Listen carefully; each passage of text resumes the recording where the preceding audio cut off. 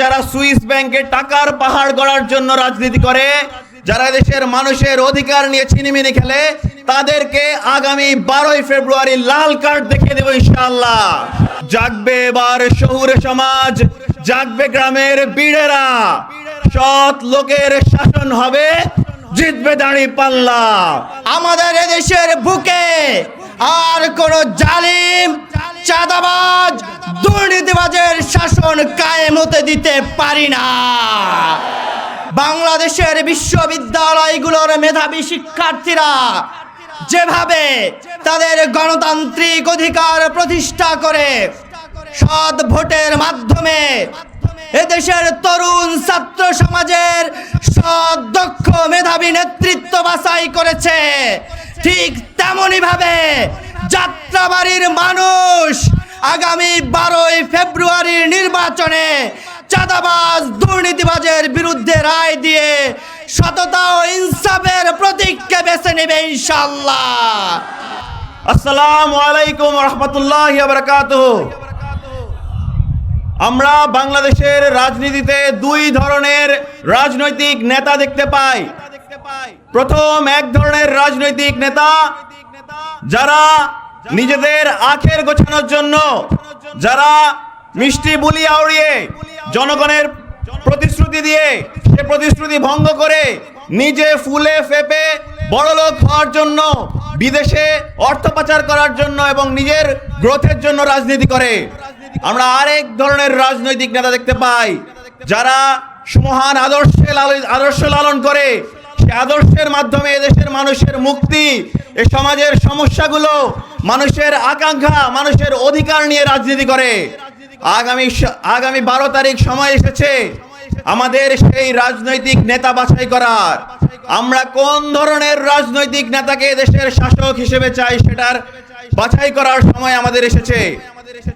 আমরা বলতে চাই, যারা বিগত 17 বছর দেশের বাইরে থেকে বাংলাদেশে আবার ফিরে এসেছে, আমরা প্রত্যাশা করেছিলাম তারা এমন কোন দেশের মানুষের কথা বলবে, দেশের মানুষের অধিকারের কথা বলবে, কিন্তু দুঃখজনক ব্যাপার তারা সেই ঘুণে ধরা, জং ধরা আওয়ামী বয়ানে আবারও সেই জামাত শিবিরকে বাকরুদ্ধ করার চেষ্টা করছে।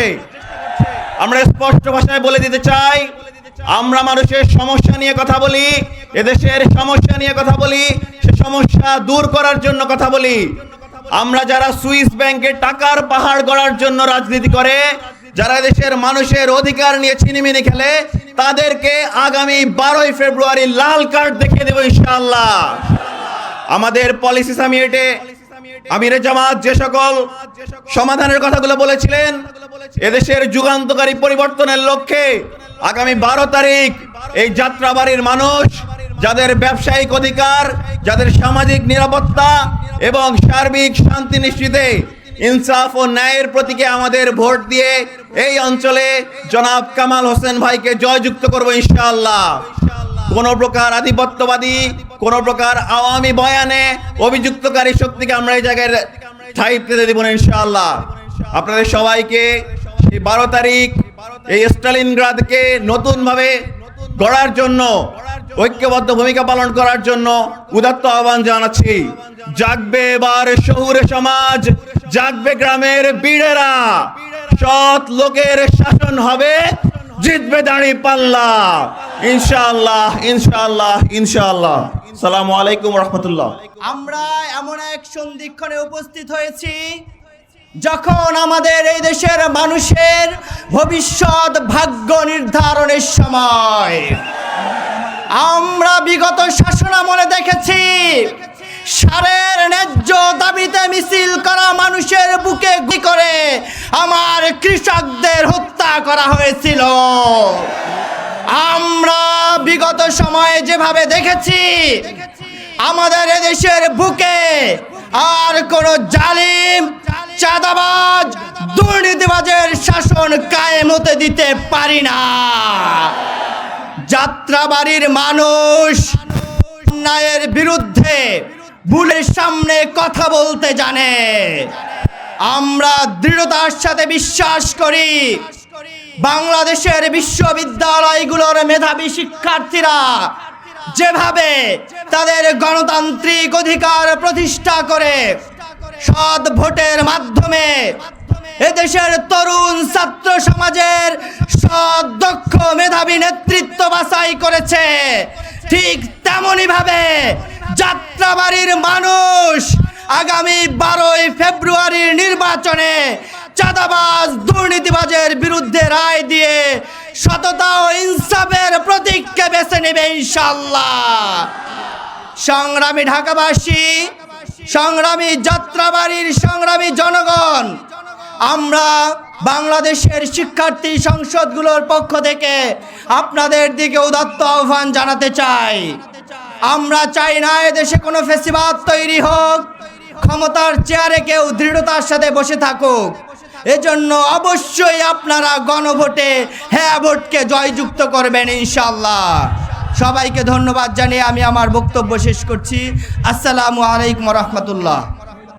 মানবিক নেতা, অন্ধকারাচ্ছন্ন বাংলাদেশকে যিনি আলোর দিকে নিয়ে যাওয়ার জন্য সংগ্রাম করে যাচ্ছেন, আমাদের সেই মানবিক নেতা ডাক্তার শফিকুর রহমানের ঢাকা 4 ও 5 সংসদীয় আসনের আগমন উপলক্ষে আজকের এই জনসভার সম্মানিত সভাপতি জননেতা আব্দুল সবুর ফকির, উপস্থিত আমিরে জামাত সহ কেন্দ্রীয় মহানগর নেতৃবৃন্দ, শহীদ পরিবারের সদস্যবৃন্দ, উপস্থিত ভাই ও বোনেরা, সাংবাদিক বন্ধুগণ,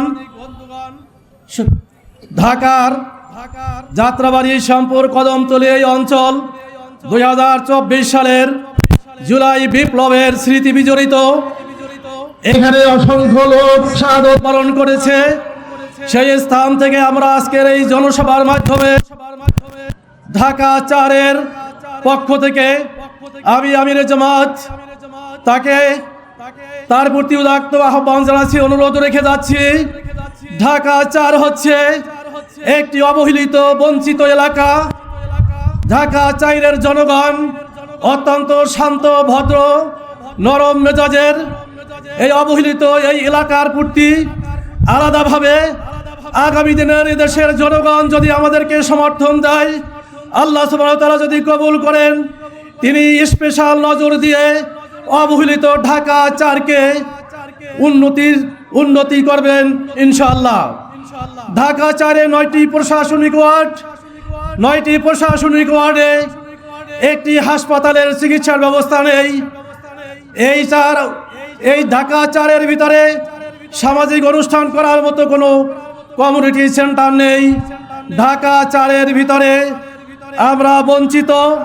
এখানে ছেলেরা খেলার জন্য উপযুক্ত কোনো মাঠ নেই, যার কারণে তারা আজ মাদকের দিকে ঝুঁকে পড়ছে।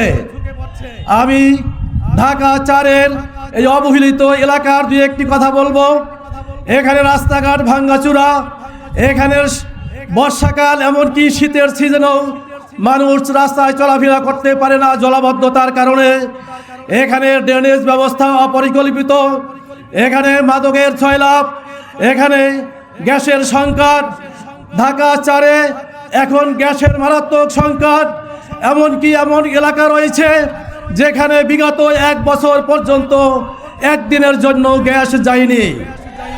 এখানে কিশোর গ্যাং, ইফটিজিং ইত্যাদি সমস্যা নিয়ে আমি 1989 সাল থেকে ঢাকা 4 আসনের মানুষের সাথে আমরা বসবাস করছি। নানামুখী সমস্যা নিয়ে আমরা এই এলাকাতে অবস্থান করছি। আমি আজকের আমির জামাতের উপস্থিতিতে আমি বিশেষভাবে অনুরোধ করব, আমির জামাতের নেতৃত্বে যদি আগামীতে এই 11 দলের নেতৃত্বে যে সংসদ হবে, আল্লাহ যদি আমাদেরকে বিজয় দান করেন, ঢাকা 4-এর অবহেলিত ঢাকা 4কে আমরা যে সমস্যাগুলো দেখছি, যেগুলো থেকে ঢাকা 4 বঞ্চিত, সেগুলোর প্রতি আমির জামাত স্পেশাল নজর দিবেন, এই আশাবাদ আমি ব্যক্ত করছি। সর্বশেষ বলছি, আগামী নির্বাচন বাংলাদেশের জন্য অত্যন্ত গুরুত্বপূর্ণ। আগামী নির্বাচন বাংলাদেশের বিগত সংসদ নির্বাচন থেকে ব্যতিক্রম নির্বাচন। আগামী নির্বাচনে আমাদেরকে দুটি ভোট দিতে হবে। একটি হচ্ছে বাংলাদেশের স্বাধীনতা সার্বভৌমত্বের পক্ষে, ফ্যাসিবাদের বিরুদ্ধে, জুলাই সনদের পক্ষে ভোট দিতে হবে, এবং 11 দলীয় জোটের পক্ষে দাঁড়িপাল্লায় ভোট দেওয়ার জন্য আমি ঢাকা 4-এর সর্বস্তরের ভোটার সহ সকলকে আমি উদাত্ত আহ্বান জানাচ্ছি।